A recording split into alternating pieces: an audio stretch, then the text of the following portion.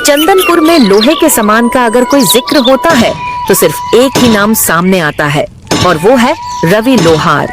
वो बहुत ही अच्छे से लोहे से चीज बनाता था, जैसे चाकू, तलवार, कील, कुल्हाड़। उसके जैसा कोई भी नहीं बना सकता था। उसकी बनाई गई तलवार का मुकाबला कोई नहीं कर सकता था। ऐसा कहा जाता था कि अगर कोई रवि लोहार की बनाई हुई तलवार को जंग में ले जाता तो वह जरूर विजय प्राप्त करता। सीता, आज गांव के बाजार का दिन है। गांव के सारे लोग आज बाजार खरीदारी करने आएंगे, इसलिए मैं सारे सामानों को लेकर बाजार जा रहा हूँ। मुझे आज लगता है काफी मुनाफा होगा। तुम अपना और पिंकू का ध्यान रखना। पिंकू के बापू, घर में अब कुछ भी खाने का सामान नहीं है। अरे तुम चिंता मत करो सीता, मैं आज कुछ भी करके घर का सारा राशन ले आऊंगा। लेकिन कैसे? आपको तो इतने दिनों में एक भी ग्राहक नहीं मिला है। अरे हाँ भाग्यवान, कह तो तुम सही रही हो, लेकिन मैं कोशिश के अलावा और कर भी क्या सकता हूँ। आप यह लोहारी का काम छोड़कर कोई दूसरा काम क्यों नहीं करते हो? मैं इसी काम में माहिर हूँ सीता, इसलिए मैं यही काम कर सकता हूँ। जी वो बात तो है, लेकिन इस काम में आप इतनी मेहनत करते हैं, बदले ना आपको मिलता ही क्या है? मेहनत कभी जाया नहीं जाती सीता, मुझे यकीन है एक ना एक दिन मुझे मेरी मेहनत का फल जरूर मिलेगा। ये कहकर रवि लोहार अपने काम पर चला जाता है। सुबह से शाम होने को आई है, लेकिन अभी तक एक भी ग्राहक नहीं आया जिसकी तलवार बनाकर मैं पैसे कमा सकूं। अब मैं घर का राशन कैसे लेकर जाऊंगा? रवि बाजार में बैठा यही सोच रहा होता है कि तभी उसका साथी विष्णु लोहार आता है और कहता है, अरे रवि, तुम यहाँ इस तरह से क्यों बैठे हो भाई? क्या तुम्हारे पास कोई काम नहीं है? नहीं विष्णु, इस समय ना मेरे पास कोई काम है और ना ही कोई ग्राहक। ऐसे कैसे हो सकता है? तुम तो इतने होनहार लोहार हो, फिर भी तुम्हारे पास ग्राहक नहीं है। यह तो बड़े शर्म की बात है। भाई, यह तो सब समय समय की बात है। हो सकता है कि मेरा समय अभी नहीं आया वो। हाँ, सही बात है। खैर, मैंने तुम्हें यहाँ बैठे हुए देखा तो मैं तुमसे बात करने चला। वैसे मेरे पास तो बहुत काम है, इसलिए मैं चलता हूँ। विष्णु रवि का मजाक उड़ाकर वहाँ से चला जाता है, जबकि रवि चुपचाप वहीं बैठा रहता है कि तभी वहाँ एक आदमी आता है। सुनो भाई, यहाँ पास कोई रवि नाम का लोहार रहता है क्या? तुम मुझे उसका पता बता सकते हो? जी मैं ही हूँ रवि, बताइए आपको मुझसे क्या काम है? मैंने सुना है तुम तलवार बहुत अच्छी बनाते हो और जो भी तुम्हारी बनाई हुई तलवार से मुकाबला करता है वह जरूर विजय प्राप्त करता है। जी यह सच है कि मैं तलवार बनाता हूँ, लेकिन जीत और हार तो सिर्फ ईश्वर के हाथ में होती है। बात तो तुम्हारी बिल्कुल सही है। जो भी है, तुम मुझे एक अच्छी सी तलवार बना कर दे दो। ठीक है, लेकिन आप है कौन? मैं पड़ोसी राज्य का राजा वीरभद्र हूँ। लेकिन महाराज, मैं आपके लिए तलवार क्यों बनाऊं? मैं तो आपको जानता भी नहीं हूँ। दरअसल कुछ दिनों से मेरे कुछ दुश्मन मेरे राज्य के लोगों को बहुत परेशान कर रहे हैं। उन्होंने सबका जीना हराम कर दिया है, इसलिए मुझे उनसे मुकाबला करने के लिए तुम्हारी बनाई हुई तलवार चाहिए। ठीक है महाराज, अगर ऐसा है तो मैं बना दूंगा।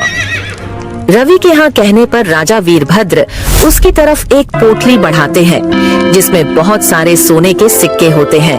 यह लो तुम्हारा मेहनताना, मैं कुछ दिनों बाद अपनी अमानत लेने आऊंगा। इसमें क्या है महाराज? इसमें कुछ सोने के सिक्के हैं, बाकी अगर तुम्हें कम लगते हैं तो मैं और बढ़ा देता हूँ। महाराज, तो अभी तलवार बनाना शुरू भी नहीं किया है, तो फिर आप पहले से मेरा मेहनताना क्यों दे रहे हो? इसे तुम रख लो, ये तुम्हारी मेहनत के हैं। राजा वीरभद्र यह कहकर वहाँ से चले जाते हैं। अब मैं अपनी पत्नी और पुत्र के लिए खाने पीने का खूब सारा सामान लेकर जाऊंगा। रवि अब सोने के सिक्कों को बेचकर ढेर सारा सामान खरीदता है और अपने घर चला जाता है। यह लो सीता, यह सब तुम दोनों के लिए है। अरे पिंकू के बापू, आप इतना सारा सामान ले आए? आपके पास इतना सारा सामान खरीदने के लिए पैसे कहाँ से आए? सीता के पूछने पर रवि उसे राजा के बारे में सब कुछ बताता है। यह तो बहुत अच्छी बात है, लेकिन आप महाराज की तलवार जल्दी बनाकर उन्हें दे देना, क्योंकि उन्होंने आप पर भरोसा किया है। आप उनका टूटने मत देना। हाँ सीता, तुम बिल्कुल सही कह रही हो। अगली सुबह रवि अपने काम पर निकल जाता है और अपनी दुकान पर पहुंचकर सोचता है, महाराज की तलवार मुझे जल्द से जल्द बनानी होगी। रवि दिन रात मेहनत करके राजा के लिए एक बहुत अच्छी सी तलवार बना लेता है। मैंने इस तलवार को तो बना लिया है, लेकिन अब पता नहीं महाराज इसे लेने कब आएंगे। अभी रवि यह सोच ही रहा होता है कि तभी अचानक उसके पास किशोर नाम का एक ग्राहक आता है। क्या तुम लोहार रवि हो? हाँ, मैं ही रवि हूँ। मुझे तुमसे एक तलवार चाहिए। क्या तुम अभी मुझे कोई अच्छी सी तलवार दे सकते हो? माफ करना भाई, इस समय मेरे पास एक भी तलवार मौजूद नहीं है और नई तलवार बनाने में मुझे समय लगेगा। अगर आप इंतजार कर सकते हैं तो कर लीजिए, मैं आपको कुछ समय में तलवार बनाकर दे दूंगा। अभी रवि ग्राहक से यह कह ही रहा होता है कि तभी ग्राहक की नजर उस तलवार पर पड़ती है जो रवि ने राजा के लिए बनाई थी। रवि, तुम्हारे पास यह तलवार मौजूद तो है, या तुम मुझे दे दो, बदले में तुम इसके दोगुने पैसे ले लेना। नहीं भाई, यह तलवार मैं आपको नहीं दे सकता, यह किसी की अमानत है। भाई मैं कहता हूँ तुम इसकी जितनी चाहे उतनी रकम ले लेना, लेकिन यह तलवार मुझे दे दो। भाई, अगर आप मुझे इस तलवार के बदले खजाना भी देंगे तब भी मैं यह आपको नहीं दूंगा। ठीक है, रखो अपनी तलवार अपने पास, मुझे नहीं चाहिए, मैं जा रहा हूँ यहाँ। किशोर ग्राहक गुस्से में वहाँ से चला जाता है। फिर कुछ दिन ऐसे ही गुजर जाते हैं, लेकिन राजा वीरभद्र अपनी तलवार लेने नहीं आते। लेकिन रवि के पास बहुत से ग्राहक आते जो रवि से वह तलवार मांगते, मगर रवि किसी को भी उसे नहीं देता। पता नहीं राजा वीरभद्र कब आएंगे, मैं आखिर कब तक उनकी अमानत संभाल कर रखूंगा। अभी रवि अपने मन में सोच ही रहा था कि तभी अचानक किशोर ग्राहक वहाँ फिर आता है। रवि भाई, इस तलवार को बनाए हुए तुम्हें कितना समय हो चुका है? इसका मालिक तो अब तक नहीं आया और मुझे नहीं लगता वो आएगा। लेकिन भाई, यह बात आप इतने यकीन से कैसे कह सकते हो? देखो रवि, अगर इस तलवार के मालिक को आना होता तो कब का आकर इसे ले जाता, लेकिन वह नहीं आया, इसलिए तुम इस तलवार को मुझे दे दो। कुछ भी हो जाए, मैं यह तलवार आपको नहीं दूंगा, आप यहाँ से जा सकते हैं। किशोर ग्राहक फिर से गुस्से में वहाँ से चला जाता है। मैंने बहुत कोशिश की सरदार, लेकिन मैं उससे वो तलवार हासिल नहीं कर सका। रवि के हाथों बनाई गई वो तलवार मेरे लिए बहुत जरूरी है, तभी मैं उससे पूरे राज्य में अपना खौफ पैदा करके अपना राज्य कायम कर सकूंगा। आखिर क्या है सरदार उसके हाथ की बनाई हुई तलवार में? रवि के हाथों में एक अजीब तरह का जादू है। वह जिसके लिए भी तलवार बनाता है उसे विजय प्राप्त जरूर होती है। नई तलवार बनाने में उसे काफी समय लग जाएगा और मुझे तलवार की जरूरत जल्दी है, इसलिए वह तलवार मुझे किसी भी कीमत पर चाहिए। अब मैं क्या करूं सरदार? कैसे उस तलवार को उससे हासिल करूं? तुम रवि के आसपास ही रहो, उसका भरोसा जीतो और फिर मौका पाते ही उसे धोखा देकर तलवार ले आओ। किशोर ग्राहक भैरव की बात सुनकर एक बार फिर से रवि के पास आता है। रवि, मुझे माफ कर दो, मैं वाकई गलत था, यह किसी और की अमानत है, इसलिए अब तुम मेरे लिए दूसरी तलवार बना दो। ठीक है, मगर इसके लिए मुझे थोड़ा समय लगेगा। ठीक है, मैं इंतजार कर लूंगा। किशोर ग्राहक के कहने पर रवि दूसरी तलवार बनाने के लिए तैयारी शुरू कर देता है। अच्छा है, यह बेवकूफ अपने काम में लगा हुआ है, मैं जल्दी से यह तलवार लेकर अपने मालिक को दे देता हूँ। फिर किशोर रवि को धोखा देकर चुपके से राजा की तलवार लेकर भाग जाता है और कुछ देर में तलवार का नक्शा बनाकर कहता है, भाई यह देखो, तुम्हारी तलवार का नक्शा तैयार हो गया है। अरे अरे, वह आदमी कहाँ गया? कहाँ गया वह आदमी? अभी तो यहीं था। रवि किशोर को अपनी दुकान के आसपास तलाश करता है, लेकिन वह उसे कहीं नहीं मिलता। फिर वह अपनी दुकान पर वापस आता है, तभी उसकी नजर राजा की तलवार की जगह पर पड़ती है। हे भगवान, इसका मतलब वह ग्राहक नहीं चोर था, मुझे धोखा देकर भाग गया। हे भगवान, अब मैं क्या करूं? क्या जवाब दूंगा राजा वीरभद्र को? मुझसे इतनी बड़ी गलती कैसे हो गई? इधर किशोर ग्राहक तलवार लेकर जंगल में भैरव के पास पहुंचता है। यह लीजिए सरदार, आपकी तलवार।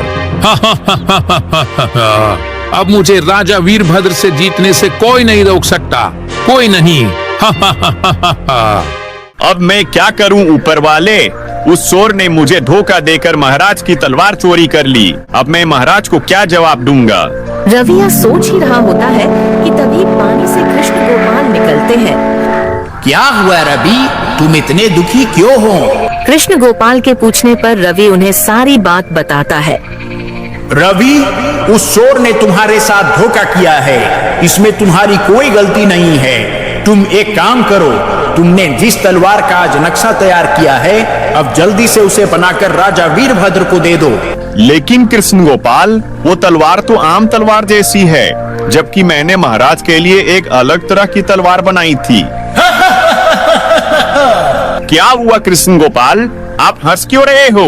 मैं इसलिए हंस रहा हूँ क्योंकि जो तलवार पहले बनाई थी वो राजा वीरभद्र के लिए थी ही नहीं। क्या मतलब कृष्ण गोपाल? जब तुम छोटे थे और यहाँ खेलने आते थे, तब मैंने तुम्हें वरदान दिया था कि जब तुम तलवार बनाने से पहले मुझे याद करोगे तो तुम्हारी तलवार में ताकत भर जाएगी। क्या सच में? ही नहीं था। हाँ, इसलिए जब तुम अपनी तलवार बनाने से पहले मुझे याद करते हो तो तुम्हारी तलवार ताकतवर बन जाती है। लेकिन उस दिन तुमने जो तलवार बनाई थी, उसे बनाने से पहले तुम मुझे याद करना भूल गए थे। इसका मतलब जो तलवार मैंने महाराज के लिए बनाई थी उसमें ताकत नहीं है? नहीं, इसलिए राजा वीरभद्र जब तुम्हारे पास आएंगे तो तुम उन्हें अपनी बनाई हुई दूसरी तलवार दे देना। ठीक है कृष्ण गोपाल। कृष्ण गोपाल की बात मानकर रवि दिन रात करके जल्दी से एक नई तलवार बना लेता है।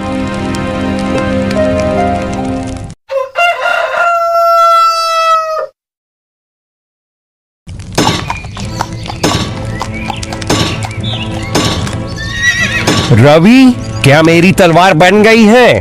जी महाराज, यह लीजिए आपकी तलवार। तुम्हारा बहुत बहुत धन्यवाद। में धन्यवाद की कोई बात नहीं है महाराज, दूसरों के लिए तलवार बनाना तो मेरा काम है। महाराज, अगर मैं भी आपके साथ आपके दुश्मन के मुकाबले को देखने चलूं, तो क्या आप मुझे ले चलेंगे? हाँ हाँ, क्यों नहीं। कल के मुकाबले में तुम भी मेरे साथ चलना। अगले दिन राजा वीरभद्र रवि को भी अपने साथ मुकाबले में ले जाते हैं। फिर एक मैदान में राजा वीरभद्र और उनके दुश्मन भैरव की जंग शुरू हो जाती है। आज मैं तुझे मारकर तेरा राज्य अपना बना लूंगा। तुम इस नापाक मकसद में कभी कामयाब नहीं हो पाओगे। इतना कहकर राजा वीरभद्र गुस्से से उस पर वार करते हैं, जिससे उसकी तलवार 2 टुकड़ों में बट जाती है। अरे, ये कैसे हो सकता है? यह तो जादुई तलवार थी, यह टूट कैसे गई? तूने रवि से धोखे से यह तलवार हासिल की थी, इसलिए देख, तेरा यही अंजाम होगा। इतना कहकर राजा वीरभद्र उस भैरव को मार और मुकाबला वहीं खत्म हो जाता है। महाराज, आपको कैसे पता चला कि दुश्मन भैरव ने मुझसे धोखे से तलवार हासिल की थी? उस दिन मैंने तुम्हारी और श्री कृष्ण गोपाल की सारी बातें सुन ली थी। फिर मैंने तुम्हें धोखा देने वाले उस किशोर को सबक सिखाया और आज इस दुष्ट की जान ले ली, ताकि यह किसी और को धोखा या नुकसान ना पहुंचा सके।